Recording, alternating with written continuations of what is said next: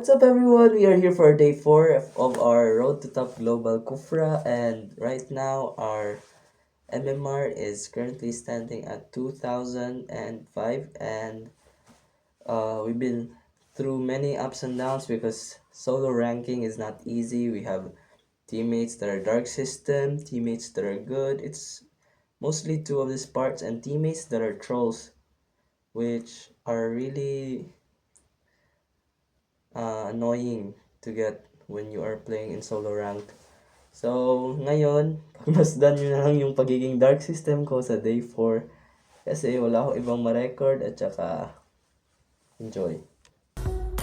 So start ng laro, lamang kami sa early game tsaka kami naman yung nagli-lead sa score, pero dito na trade off kami kasi di ko alam, lutang kasi ako dito kakagising ko lang tsaka naglaro agad ako, kaya ito yung nangyari sa amin. Pick off kami ng Pakito. Dito sa part na to, try namin pick off yung Zetchan tsaka napatay namin, pero napatay pa rin yung MM namin tsaka yung Novaria kulang sa damage at tsaka hindi naka-follow up ng maayos, kaya nag-out na lang muna kami. Dito baldado na talaga kami, hirap na kami sa clashing. Pick off kami ng isa, sinulungan yung Brody, mga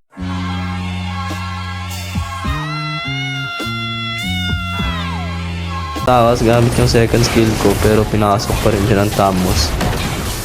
Sa late game, sobrang baldado na talaga namin kasi nakuha pa ng kalaban yung Lord tsaka kami. Yung kakampi ko parang walang coordination, pasok na ng pasok sa mga pitas lang.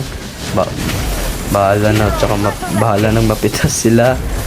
Kaya ngayon, ang gagawin ko dito sana is magba-buy time tsaka hulihin yung kung sino yung malambot at tsaka tanggalin yung passive ng Zetchan. Kaso nga lang, hindi talaga namin nakaya kasi kapos kami sa damage Grabe ang snowball ng kalaban dito.